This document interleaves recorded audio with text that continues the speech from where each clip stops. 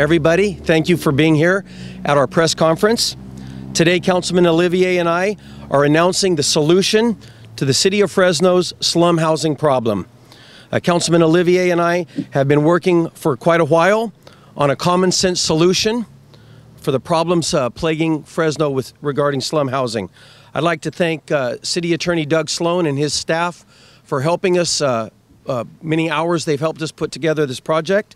I'd also like to thank our staffs, for myself, my Chief of Staff, Lindsay Barsamian, Councilman Olivier's Chief of Staff, Yahaira Figueroa, and their team, and a special thanks to my council assistant, Robert Jeffers.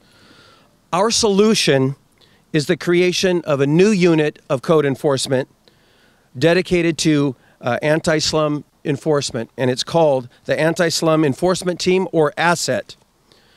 We're standing today at Somerset because just about a year ago, a crisis here exposed the city's inability to identify and address our problem with slum housing conditions all across our city.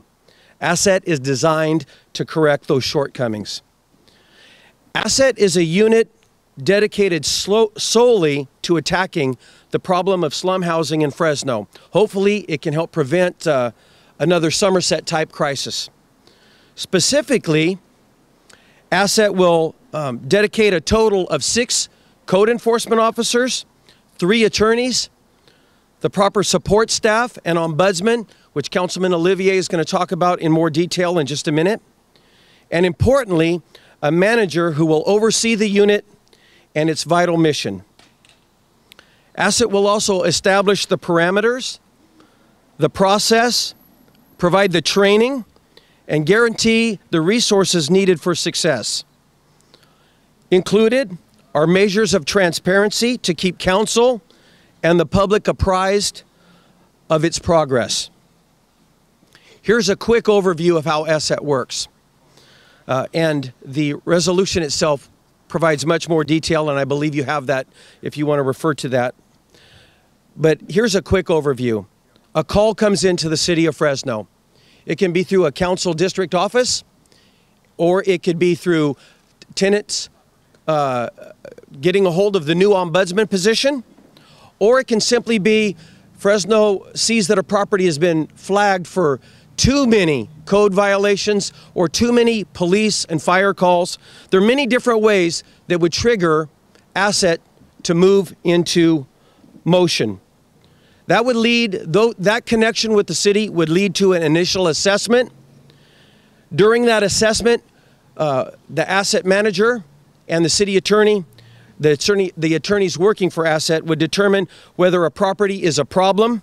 If it's been identified as a problem, that will lead to an initial inspection of a percentage of units at that property. If there's significant problems and violations during that initial inspection, the property would receive a thorough and complete inspection of every unit. At that time, citations would be issued and legal action would begin. And that's why we have 3 attorneys connected to ASSET.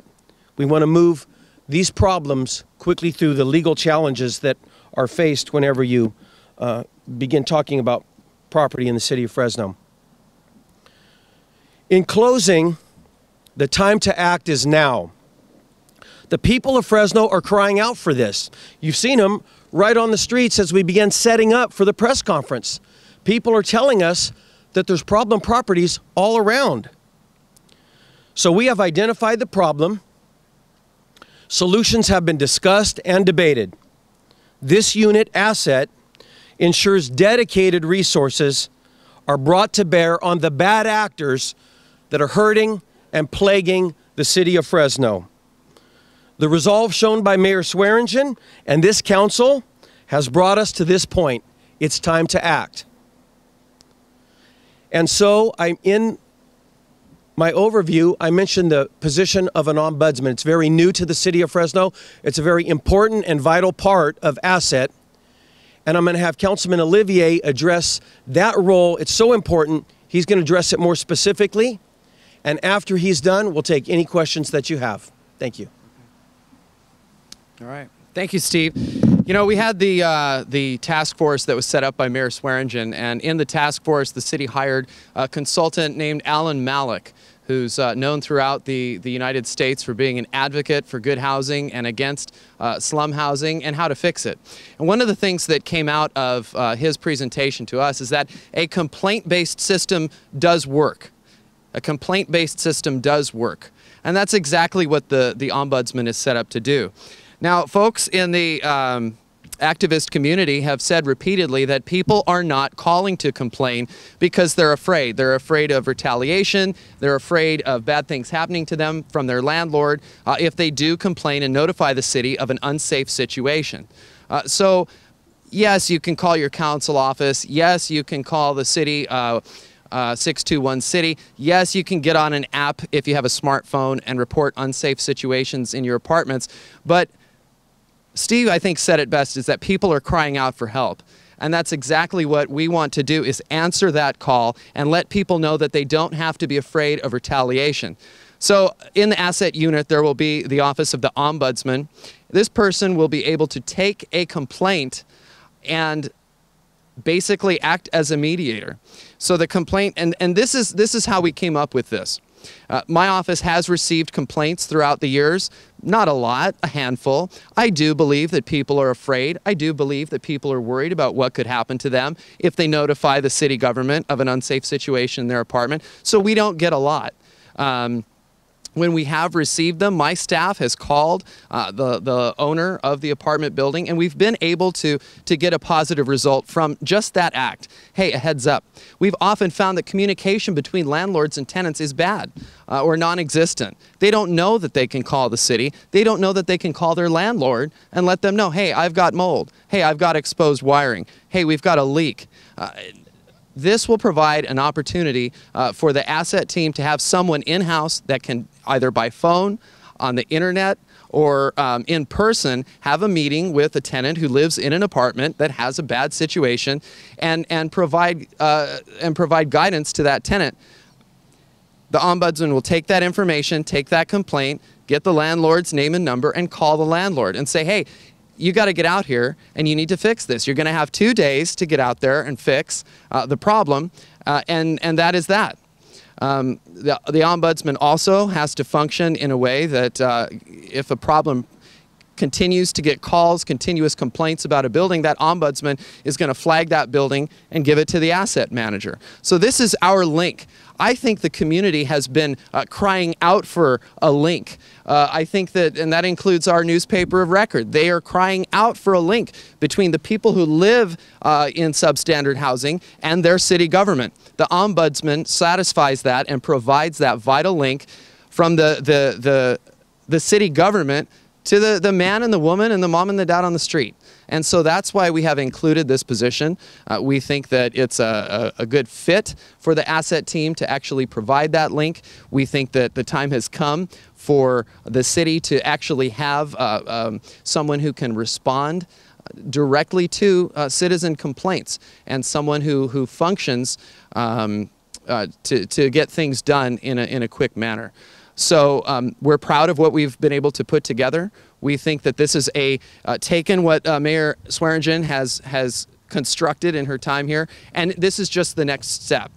And so we think that given a chance to work, and we think that our council colleagues will give this program a chance to work, we think that if given a chance to work, we think that it will be successful and will not just make a dent, but will go a long, long ways toward not just addressing, but finally, once and for all, solving the problem of substandard housing here in the city of Fresno.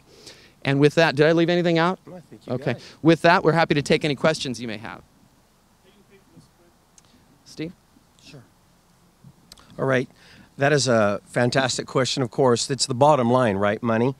And so let me just say that the unit of asset will be comprised of 14 personnel. 6 of them are going to be reassigned. They're currently budgeted for and working for the city of Fresno. So their salaries are already inside of our budget. But we're going to hire 8 new or additional personnel to make asset really work. And we're going to be asking for that to be budgeted this Thursday as a part of asset. So it's going to be a total of 14 personnel, and their salaries and benefits make up the bulk of the money that it's going to take to run asset. And that'll be about $1,270,000 annually. Like I said, 6 of those positions have already been budgeted. So this Thursday, we're going to ask that the City Council would appropriate a half year's budget. It's the mid-year, 6-month mark in the City of Fresno's budget of about $360,000 to add the 8 additional personnel. But we do want to say that these 8 people will really cost the City of Fresno about $718,000 annually. So it's quite a commitment on behalf of the City of Fresno to attack slum housing. You know, always, we hope that through fines we can recover some of the cost for this unit, okay? That's been a challenge in the past. I think we're clearing that up. Council's taken direct action as far as fines in recent council meetings, as recent as our last council meeting. So we've stiffened fines and we've made it streamlined how to find the bad actors. But I do want to say it's a lot of money, but it's also shows our commitment and resolve to finally do something about slum housing in the City of Fresno. Did that answer your question, Dave, about the money? Yeah, it'll of course, in the end of the day, come from the general fund to help fund this unit. Again, we're hoping that fines will come in and help us pay for it. But it's very important to the City of Fresno. Our citizens have been crying out for that. Clint, you wanted to say something? Yeah, you know, it's City Hall's about priorities. And that's what Mayor Swearingen's been working on for 6 years. I mean, there was a time 6 years ago where we had to prioritize fiscal health over everything. So we didn't go bankrupt like San Bernardino and Stockton. So that's when getting the city back on a sound financial footing took precedence over everything. I mean, our police weren't even answering some calls, some of the low priority calls. So we're back to health for the most part.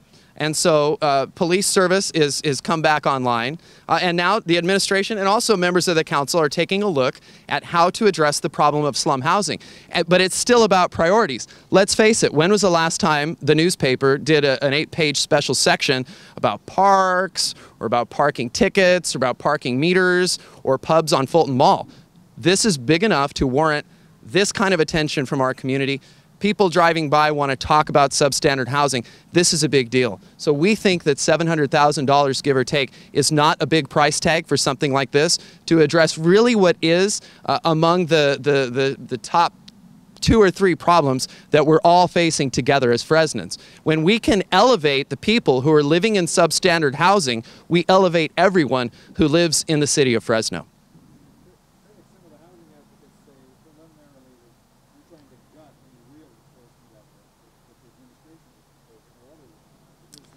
I'll do it and then you do it.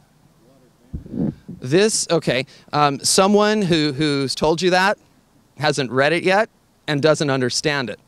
This builds on what the mayor is doing, makes it stronger, makes it better, makes it more efficient, adds people, beefs up, and really brings the hammer down on the properties that we know are trouble. So anybody that says that this is watered down, anybody that says that, maybe their end game is a Department of Rental Licensing, but we don't think that would be a good fit for the city of Fresno. Why don't you think that, David, that other big cities do it?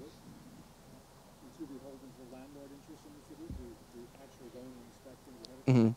That's a ridiculous assertion that we're beholden to anybody.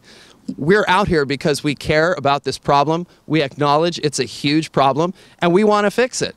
This includes mandatory inspections.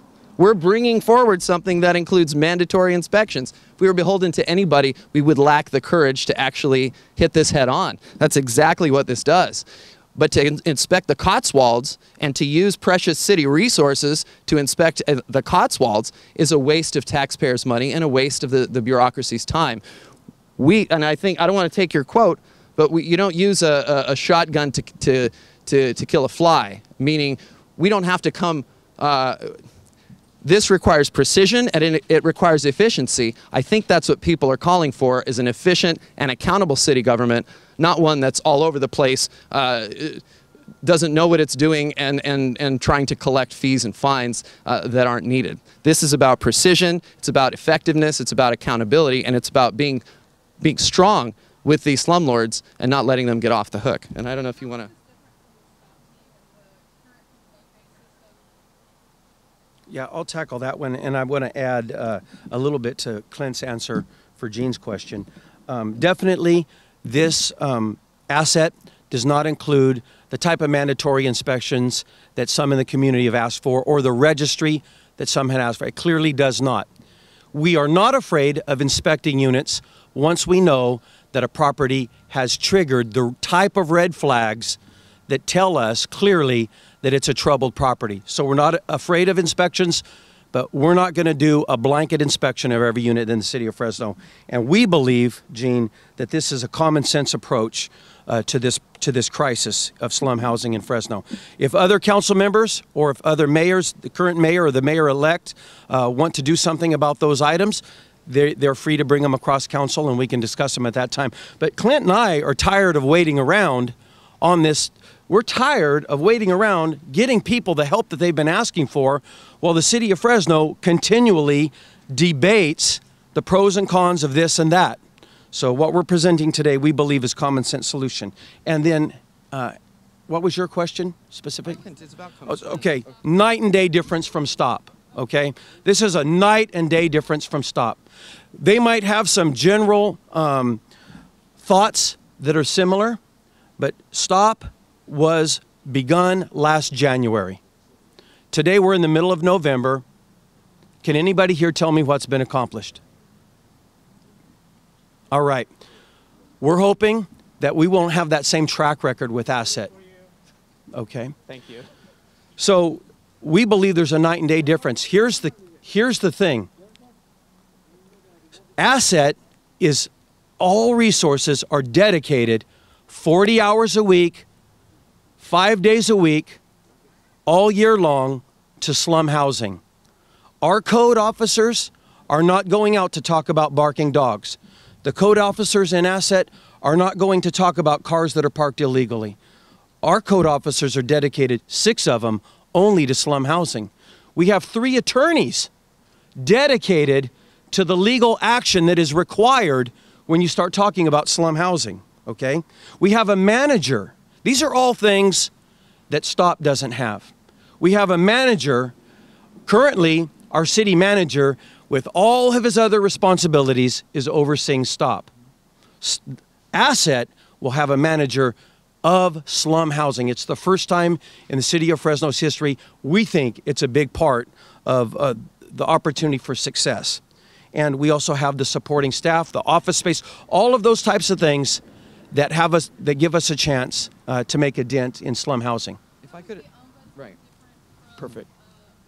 Complaint-based system. So how is having an ombudsman different from allowing residents to call the city line already or use the Fresno app or whatever else? Okay, the one thing that I should mention is what this piece of legislation calls for: tenants to be notified of the ombudsman's existence when they rent their unit or lease their unit. There's a requirement in there that the landlord include. It's going to be the flyer, okay, for lack of a better term. The flyer will be included in the rental packet.